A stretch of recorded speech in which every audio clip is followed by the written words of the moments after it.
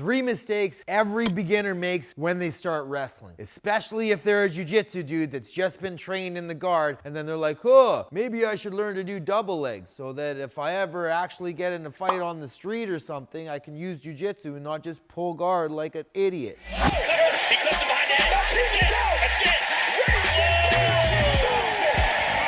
it. First thing, number 1, stance, just basic stance. A lot of people, when they first start wrestling, want to have this crazy, I call it, for my kid classes, I call it a grandpa back, right? Where your back is like hunched over, like you're like 85 years old walking with a cane, right? Don't do this. Imagine you had to squat. Imagine you had to powerlift.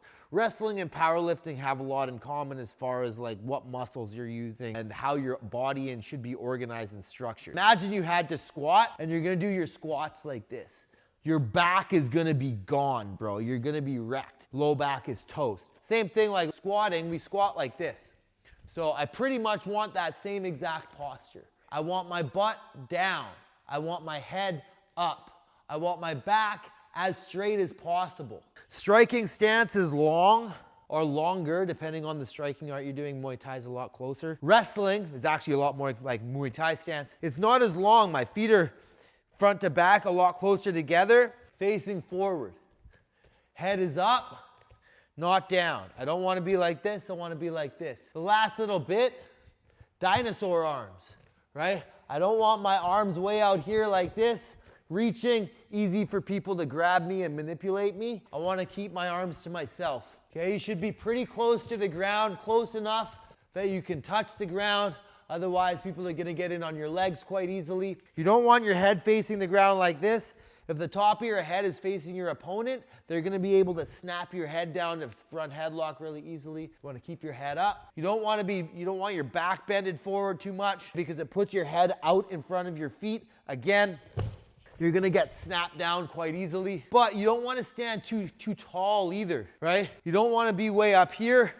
Well, unless you're me, if you know what I know, but you normally don't wanna be way up here because people will just get into your legs way too easy. If you're a little lower, a little closer to the ground, it's way harder for people to shoot those doubles and singles on you. Okay, so we want that good posture. Good posture in your stance. That's number 1. Number 2 is I see like a really non-committed shape on shots. When they're entering their double leg, the head gets bent way to the side. I'm shooting a double leg takedown and I'm going like that. Really, really common. Okay, if we're wrestling and I'm shooting, it feels kind of dangerous, right? I don't want to be like, like this. It feels like there's threats in there, which if you know anything about Muay Thai and knees, like there are threats, especially in MMA. But I don't want to do this because if my head does not tuck very tightly to his hip/rib, it's very easy for him to defend my takedown. The move is called a crossface, right? So if I shoot like this, his arm is gonna be here. And now he's gonna be able to crank my neck that way and keep me off of his legs. I'm very weak now. I'm way too far away from his legs. So whenever we shoot, kind of like our striking stance, we want our shoulders up to hide our neck. And we want commitment with our head. Straight in. I don't want to bend to the side. The more I bend to the side, the more space I give him to defend. Like that. Okay, I tuck my head right close to my opponent. And now I'm very close to his legs, right? So for me to lift or drive, it's a lot easier. If I shoot with my head out, really easy for him to crossface. And now my arms are a lot longer. There's no way I'm lifting. And he has a billion defenses that he can go to turn it around on me and take me down. Last one is just a distance thing. A lot of the time when people are first learning wrestling, they just know the takedown. They don't really know how to set it up or anything. So they're gonna shoot from way too far away, especially if they've trained in striking, because striking distance is not wrestling distance. It's very different. If I'm way out here where my jab will work and I'm trying to cover that distance, so just go wrestling stance with me. I'm out here. This would be jab distance, right? I'm so far away from his legs. And for me to cover this distance, like, it's really easy for him to see it coming and block me with his hands, sprawl, have a bunch of defenses planned for that. What I want is I want to get close. I want to be close enough that I can touch his leg. If I can touch his leg like this, I know that when I step in, I'm going to be able to connect my shoulder to his hip. I don't want to shoot like this. Okay, I want to shoot while getting my shoulder right beside his hip. Another thing that happens when you're too far away is a lot of the time you'll reach. I'll step and I'm like, oh, I'm too far away, so I'm just gonna lean. Now, if he sprawls, I'm gonna eat the mat so hard, it's not gonna be fun at all. My head is way out in front of my feet. So pretty much at all times in any martial art, when you're standing, your head should be over top of your legs. Obviously, a lot of the time we'll make these mistakes. I do not want to step here and reach forward. I want to step as deeply as I can. I can't step far enough from way over here. I have to get to where I can touch his legs, and then I can shoot. If it's difficult, yeah, okay, we got to control wrists, we got to control elbows, we got to control the head, move the guy around, push him, pull him.